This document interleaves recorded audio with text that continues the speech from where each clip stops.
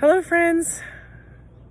Welcome to Word of God Fridays. Today we're reading from the Gospel of Mark in chapter 7 and chapter 8 in the NIV. So let's just get started. The Pharisees and some of the teachers of the law who had come from Jerusalem gathered around Jesus and saw some of his disciples eating food with hands that were defiled, that is, unwashed. The Pharisees and all the Jews do not eat unless they give their hands a ceremonial washing, holding to the tradition of the elders. When they come from the marketplace, they do not eat unless they wash, and they observe many other traditions, such as the washing of cups and pitchers and kettles. So the Pharisees and teachers of the law asked Jesus, "Why don't your disciples live according to the tradition of the elders, instead of eating their food with defiled hands?" He replied, "Isaiah was right when he prophesied about you hypocrites, as it is written, 'These people honor me with their lips, but their hearts are far from me. They worship me in vain. Their teachings are merely human rules. You have let go of the commands of God and are holding on to human traditions." And he continued, "You have a fine way of setting aside the commands of God in order to observe your own traditions. For Moses said, 'Honor your father and mother,' and anyone who curses their father or mother is to be put to death. But you say that if anyone declares that what might have been used to help their father or mother is korban, that is, devoted to God, then you no longer let them do anything for their father or mother. Thus you nullify the word of God by your tradition that you have handed down, and you do many things like that." Again, Jesus called the crowd to him and said, "Listen to me, everyone, and understand this. Nothing outside a person can defile them by going into them. Rather, it is what comes out of a person that defiles them." After he had left the crowd and entered the house, his disciples asked him about this parable. "Are you so dull?" he asked. "Don't you see that nothing that enters a person from the outside can defile them? For it doesn't go into their heart, but into their stomach, and then out of the body." In saying this, Jesus declared all foods clean. He went on, what comes out of a person is what defiles them.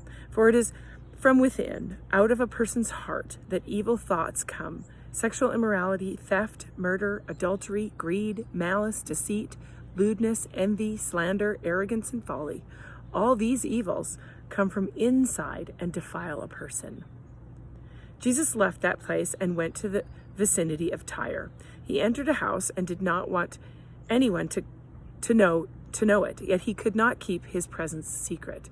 In fact, as soon as she heard about him, a woman whose little daughter was possessed by an impure spirit came and fell at his feet. The woman was a Greek, born in Syrian Phoenicia. She begged Jesus to drive the demon out of her daughter. "First, let the children eat all they want," he told her. "For it is not right to take the children's bread and toss it to the dogs."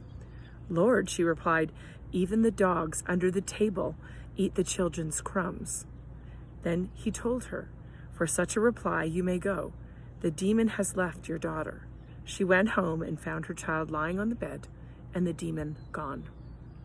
Then Jesus left the vicinity of Tyre and went through Sidon down to the Sea of Galilee and into the region of the Decapolis. There some people brought to him a man who was deaf and could not talk, and they begged Jesus to place his hand on him. After he took him aside, away from the crowd, Jesus put his fingers into the man's ears. Then he spit and touched the man's tongue. He looked up to heaven and with a deep sigh said to him, "Ephphatha," which means "be opened." At this the man's ears were opened, his tongue was loosened, and he began to speak plainly. Jesus commanded them not to tell anyone, but the more he did so, the more they kept talking about it. People were overwhelmed with amazement. He has done everything well, they said. He even makes the deaf hear and the mute speak. During those days, another large crowd gathered since they had nothing to eat. Jesus called his disciples to him and said, "I have compassion for these people. They have already been with me 3 days and have nothing to eat. If I send them home hungry, they will collapse on the way, because some of them have come a long distance." His disciples answered, "But where in this remote place can anyone get enough bread to feed them?" "How many loaves do you have?" Jesus asked. 7, they replied. He told the crowd to sit down on the ground. When he had taken the 7 loaves and given thanks, he broke them and gave them to his disciples to distribute to the people, and they did so. They had a few small fish as well. He gave thanks for them also and told the disciples to distribute them. The people ate and were satisfied. Afterward, the disciples picked up 7 basketfuls of broken pieces that were left over. About 4,000 were present. After he had sent them away, he got into the boat and with his disciples and went to the region of Dalmanutha. The Pharisees came and began to question Jesus. To test him, they asked him for a sign from heaven. He sighed deeply and said, "Why does this generation ask for a sign? Truly I tell you, no sign will be given to it." Then he left them, got back into the boat, and crossed to the other side. The disciples had forgotten to bring bread, except for 1 loaf they had with them in the boat. "Be careful," Jesus warned them. "Watch out for the yeast of the Pharisees and that of Herod." They discussed this with one another and said, "Is it because we have no bread?" Aware of their discussion, Jesus asked them, "Why are you talking about having no bread? Do you still not see or understand? Are your hearts hardened? Do you have eyes but fail to see, and ears but fail to hear? And don't you remember when I broke the 5 loaves for the 5,000? How many basketfuls of pieces did you pick up?" 12, they replied. "And when I broke the 7 loaves for the 4,000, how many basketfuls of pieces did you pick up?" They answered, 7. He said to them, "Do you still not understand?" They came to Bethsaida, and some people brought a blind man and begged Jesus to touch him. He took the blind man by the hand and led him outside the village.